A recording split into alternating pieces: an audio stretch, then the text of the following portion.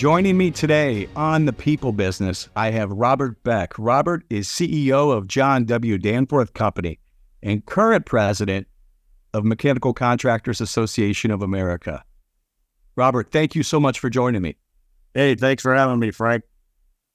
Yeah, it's a pleasure to have you on. I did Tim Brink came on and we had a great conversation.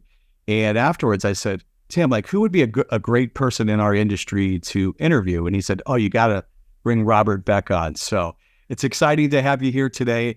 And I'm really interested to hear about your journey. And because you've had a really unique journey. I mean, you came into the industry, right? And you've been with 31 years? Started in 1993, so over 30 years at Danforth. And 3 years before that with a boiler manufacturer, Lochinvar. You spent 3 years with Lochinvar then, okay. Yes. So how did you get into the industry? So, this is quite the story. I know my journey is pretty unique, as I've never put in a piece of pipe in my life, and I'm probably the least technical person in our company. But I know a lot of smart people who know all that stuff, and my strengths were elsewhere, but it all seemed to work. I graduated and moved to Chicago. Wasn't sure what I was going to do, and I did what every unsure college graduate does, and I started tending bar. Nice. And, I met a guy named Mike Burdett who worked for Lochinvar while I was working. And he asked me one simple question. He said, do you want to work in an industry with the greatest people in the world?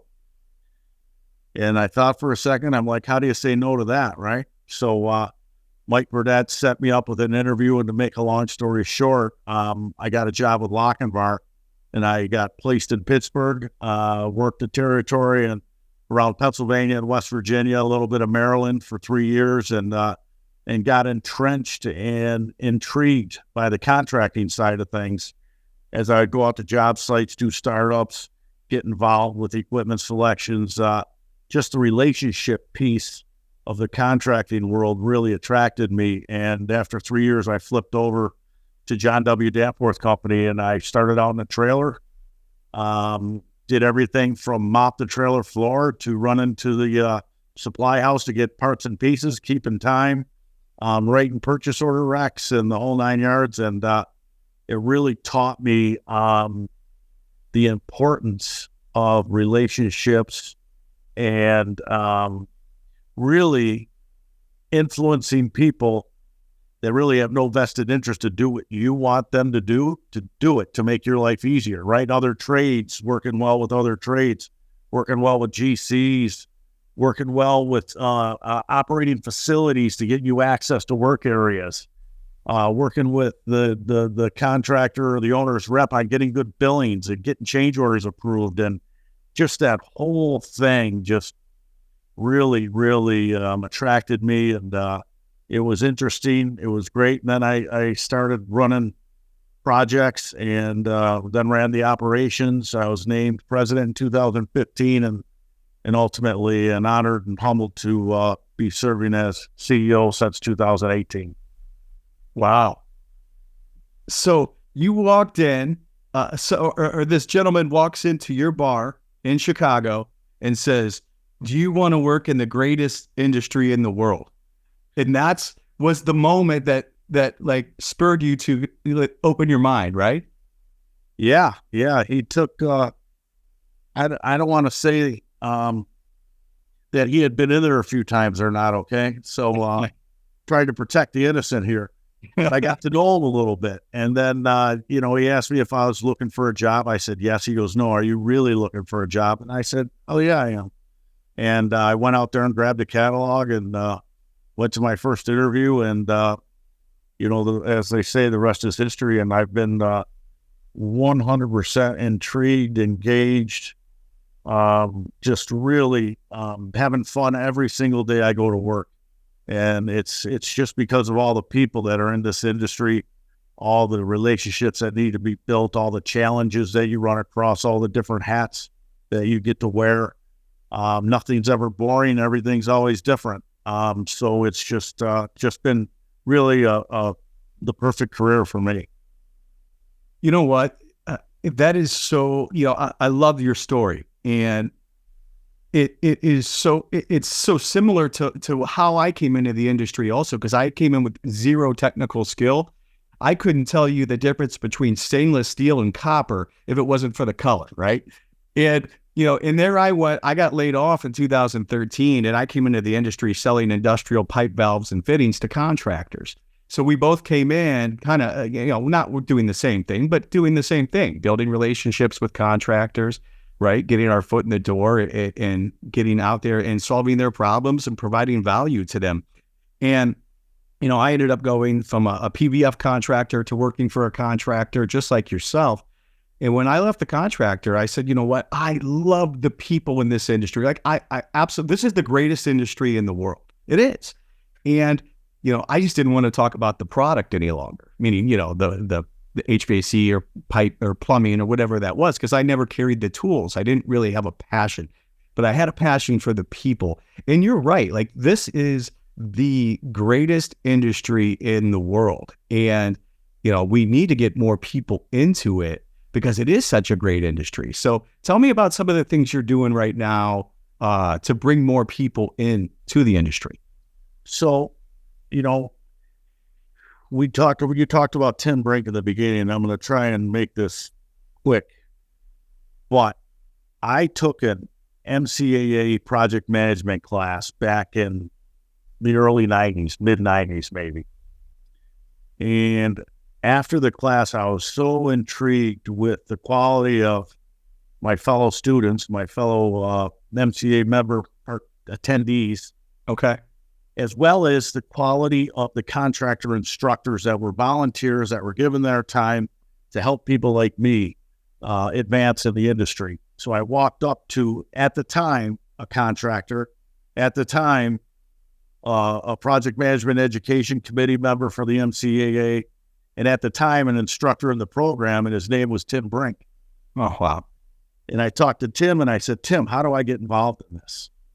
And so and John Kuntz, who was the national education director, gave me a little talking to, gave me some advice, some guidance, and I left that room and I ran with it. And in 2005, I got on the Project Management Education Committee. 2015, I got on the national board. 2018, on the executive committee. And since last March, I've been humbled and honored to serve as the MCAA president.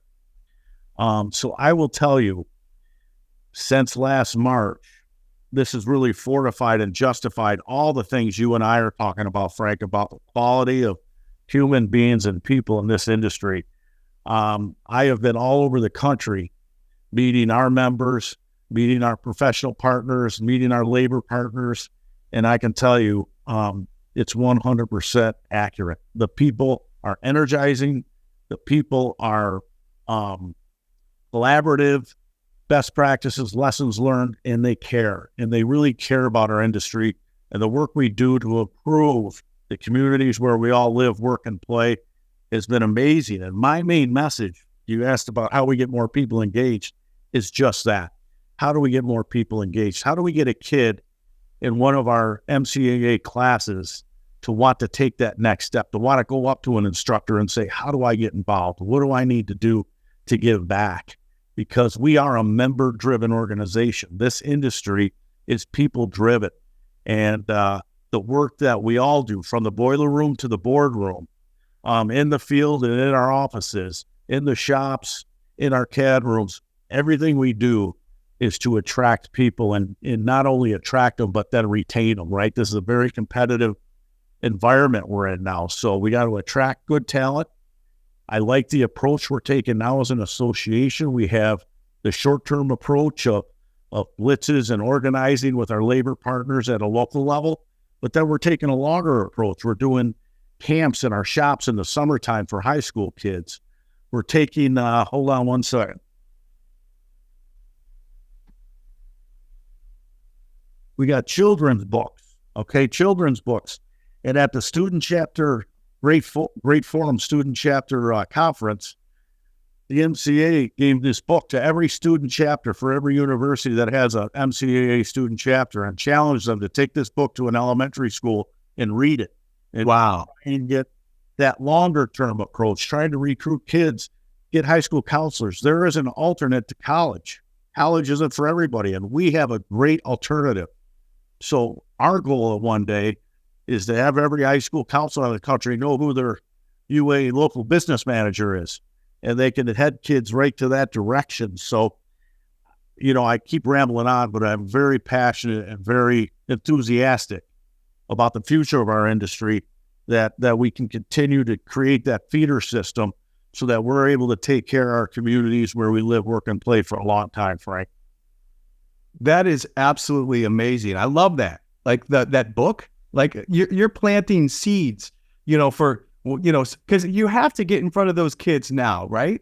Because if you wait till high school, it's almost too late, because their parents and probably their advisors and everyone else is telling them, you got to go to college. And look, I went to college because I went to a high school that no one ever introduced the trades to me ever. And I went to college for one reason. It was to continue wrestling. And after I failed out because I didn't want to go to college anymore, I didn't want to wrestle anymore, I didn't want to go to college anymore. Next thing you know, there I went into the abyss. And if I would have known about those trades and the opportunities, I might have taken a different path. So kudos to you in what you're doing, because that's huge. That's huge. It's awareness. It's awareness of the opportunity. The entire industry, Frank, our labor partners, the MCAA members, our manufacturer supplier council, our association execs, the national staff, we are really doing a good job of taking 1 + 1 + 1 + 1, and it doesn't equal 4. It's equaling 6 or 7. And we're really creating synergies, and we're really making a difference and making an impact that's going to pay off not only tomorrow, but hopefully for decades to come. I love it.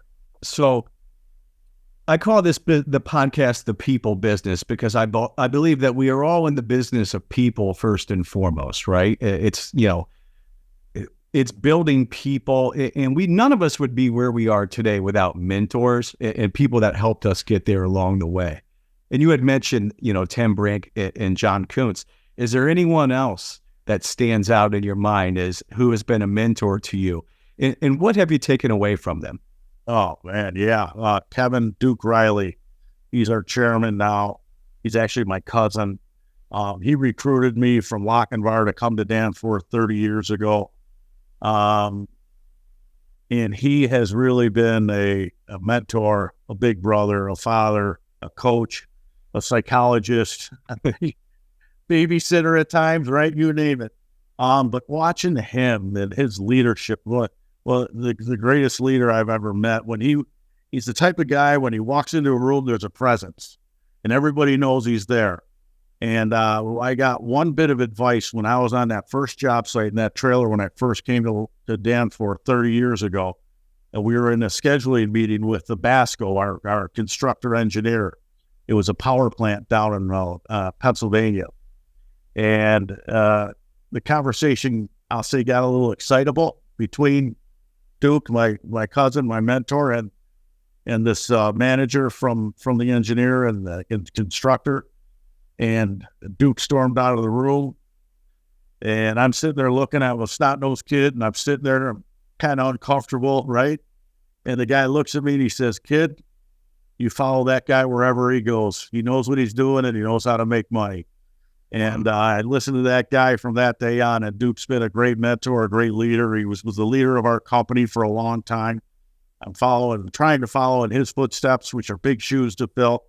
But he has been a very, very, the major influence in my life for sure, and just a great human being. We all need those people. And,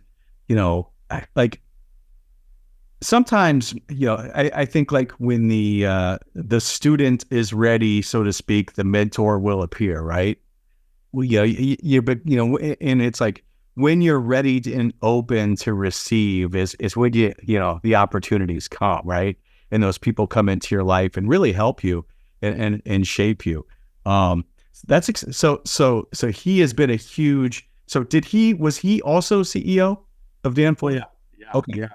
Danforth was founded in 1884, Frank. We're 140 years old. And there has basically been three families that have run it. There was John Danforth, who founded it, his son Loring, who surprisingly enough was MCA president in 1921. So I'm the second MCA president from Danforth. Nice. And then the Hopkins family took over, a guy named Leo Hopkins and his son Nels. His son Nels was alive when I first started. So I met Nels, great man. And then after that, Duke's father, and then Duke took over, and then I took over for Duke. So in 140 years, strong leadership the whole way. And it's my job just to keep the train on the tracks. I've heard, I listened to another podcast you were on, and you stated there's been seven CEOs at Danforth, right? Over 140 years. Is that accurate? I'm the eighth. You're the eighth? Okay. Yep. So like you think about the average length there, that's like the Pittsburgh Steelers. I mean, right? Yeah. Sure. So that's impressive. I mean, like that's super impressive. So you guys, tell me about your culture. So our culture is, we have a vision where we say we want to develop meaningful relationships, build meaningful relationships from coast to coast. But that coast to coast isn't a Atlantic to the Pacific, the East Coast to the West Coast. That coast to coast is a relationship coast. So right now, my coast to coast with you is this side of the screen to that side of the screen. Okay. Internal relationship may be from the CAD shop to the field. It may be from purchasing to the job site, purchasing to the shop, estimating to project management. So we just want to develop meaningful relationships, internal and external, whatever that relationship scope is or coast is. And then we want to deliver industry-leading experiences. So our vision and mission doesn't talk about pipe. It doesn't talk about sheet metal. It talks about relationships and people and making sure we are satisfying our customers. We are delivering industry-leading experiences internally and externally to each other, externally to our clients. We want to be a partner in their business. So that drives our culture. And then we have key strategies and core values to support that. But in a nutshell, it's a one breathe, we all breathe mentality. We need to work together. When we work together, we've proven over and over again, we can achieve amazing feats. So that's really what's driven our company for 140 years and continues to drive it today. I've never been in an industry, and I've worked in 5 industries in my career, and I've never been in an industry that is so relationship driven. I was like, wow, this is pretty much just a relationship driven business, right? We do business with people that we know, we like, and we trust. We refer business to people that we know, we like, and we trust. It's rinse, repeat, right? What do you think about it just in terms of how strong, the relationships are in this industry, with not even with your clients and your employees, but also with people you compete against? I mean, it's such a relationship driven industry, isn't it? Yeah, it sure is. And I think, there's one simple rule that keeps sticking with me throughout the years, and that's the golden rule. Treat others as you want to be treated, because it is such a relationship business. And you never know, no matter what, it's a big country, but a big world, but a small industry. And, chances are you're going to see somebody again. So you never burn a bridge.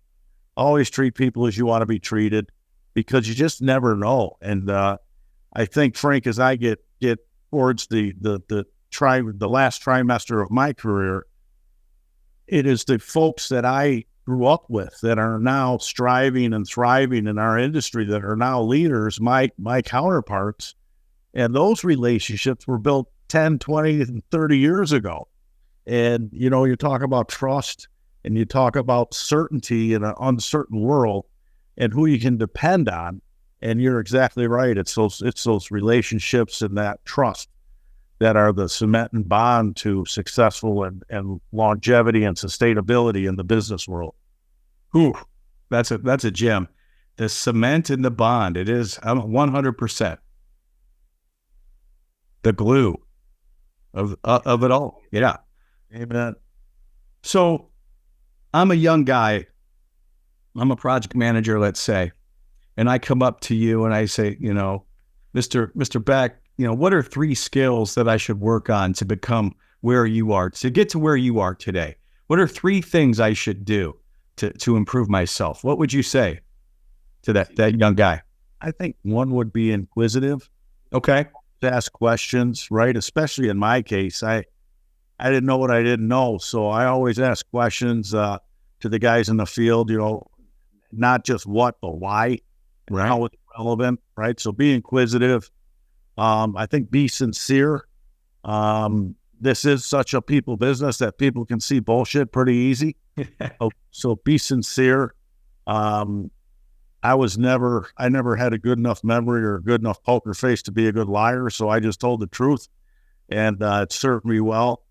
And the third thing was be diligent, work hard. This is a diligent business. Details matter. Empathy matters. Being polite matters. So just be diligent at whatever you do. So I guess inquisitive, sincere, and diligent would be 3 things I would give that person. I really like those 3, and you think about inquisitive. I think like as a society, people don't like to ask questions because they don't want to be perceived as they don't know things, right? And I always was like, I need to ask questions because I know I don't know this and I want to get better, right? And, questions are good. Like questions should be encouraged, right? Because now we don't want to ask the same question over and over and over again, but when it comes to, like, I see it in the youth wrestling room. The kids don't, we show a move, we go over it and over it and over it. Does anyone have any questions? No one says yes. And then we go back and we drill it and nobody knows what they're doing, right? But why do you think that is? Why do you think people struggle with like asking questions? I think you're exactly right. One is self-confidence, right? You don't want somebody to know you don't know, I guess. And that's a self-confidence issue. But I always tell our folks, asking questions and asking for help are signs of strength, not weakness. That proves, okay, I need some help. I don't know I know what I don't know. I need some help and I want to learn, right? You're right, right? If we make a mistake at Danforth, no biggie. You make the same mistake twice, then we're going to have words because we shouldn't be making the same mistake twice. But if you're not making mistakes, you're not really going after it. So I think it's part of a culture, right? You can't have somebody ask a question and then berate them for asking the question. So I think there's a whole bunch of things that go into that, including what's inside ourselves from a confidence and a peer support standpoint. I love that. That's a great answer, and I think you hit it on the head. So I heard you on another podcast. You said it's hard to be successful if you're an asshole, right?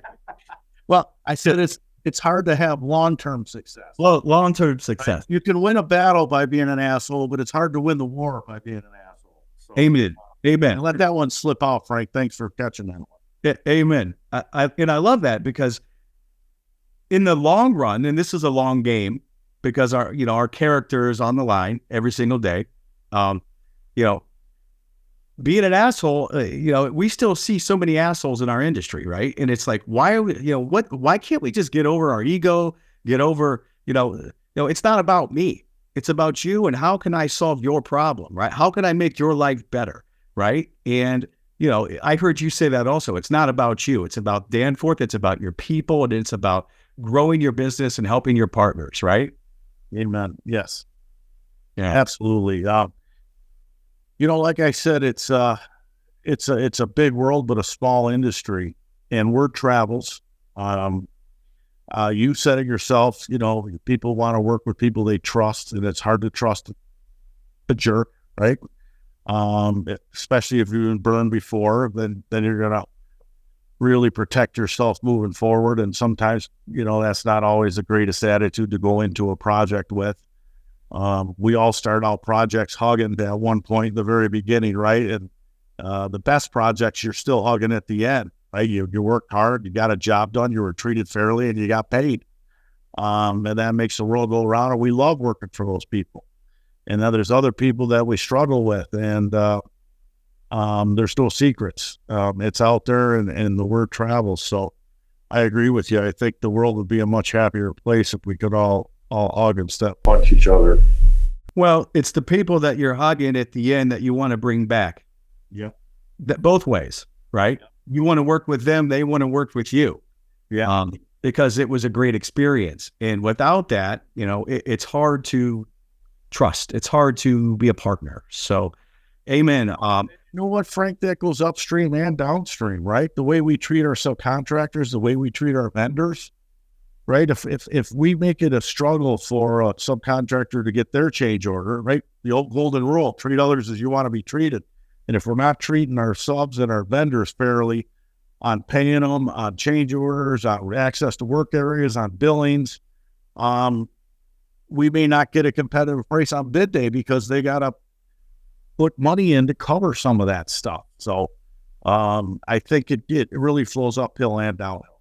And that serves you well, having had that experience in the past, because you've been in those shoes, right? You've been in those, working for Lochinvar, you've been in those shoes. So you understand the importance of treating your part, everyone, in the, treat others the way you want to be treated mindset. Absolutely. Amen. Yeah. So I've got two more questions for you. So I asked Tim Brink this question, but I'm gonna ask it to you two different ways. All right, you ready? All right. So here we are. We're at your retirement party, and you're asked this question. And how would you like to be described with how you do business when it's all said and done, right? And you're reflecting on your career and you're retired, and when it's all said and done, how would you like to be described in the manner in which you do business? I would want to be described as someone who was a conduit to progress, a conduit to success, and not for myself, for our company, for our communities, for our people, just somebody that was the wind in the sail to make some of that stuff happen versus the other side of it, where I was looked at as a roadblock, a deterrent, negative, not only to projects and communities, but to our people. So obviously, want to be remembered as really a proponent of all the good of the people around us, the projects around us, and the communities around us. That's awesome. I love that. And then on the flip side of that, how would you like to be described as a boss?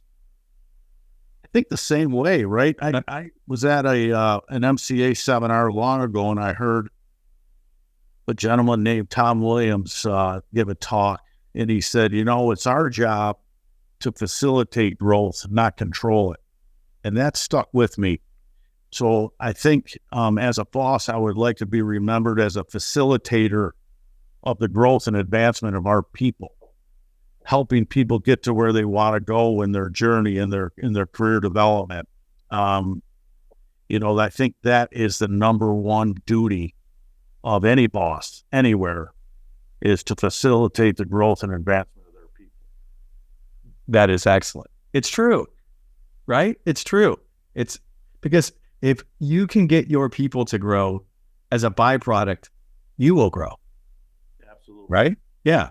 So that makes sense. I think if you go back last year when I got handed the gavel for the MCAA, I said one of the proudest moments up to that point was really following my mother's orders. And my mother told me, Robert, you're not the tallest, the smartest, the best looking, or the skinniest kid in the room, so you better surround yourself with good people.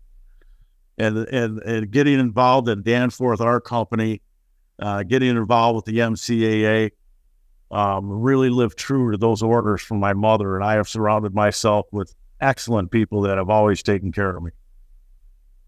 That's great advice. Great advice. Oh my gosh. Such a great conversation with you. Real fast. I want to know, I call this bonus round. I'm going to ask you 3 quick questions. You ready? Yeah. 3 quick questions. Favorite food? Pizza. Okay. Same here. Favorite musical band, musician, group? I like Tom Petty. I like the Police. I like, older U2. I like all that type of genre there. Okay. Good stuff. Favorite sport? Oh, wrestling. Wrestling. That damn Mike. That's right. I love it. I'm gonna. There is no other sport, Frank. What are you talking about? My favorite all-time quote. I want to ask you yours. Dan Gable. After wrestling, life is easy. Right. That's right. Here's another quote for you. Okay. Men wrestle. The boys play basketball. Fist bump on that. Yeah, absolutely. Robert, thank you so much for joining me. It was a pleasure having you on, and I look forward to connecting with you in Orlando. Hopefully, that sounds great, Frank. Thanks for having me. Thanks for all you do for our industry, and keep it happening, man. Keep it going. Thank you. Excellent. Thank you, sir. Bye-bye. All right, right on.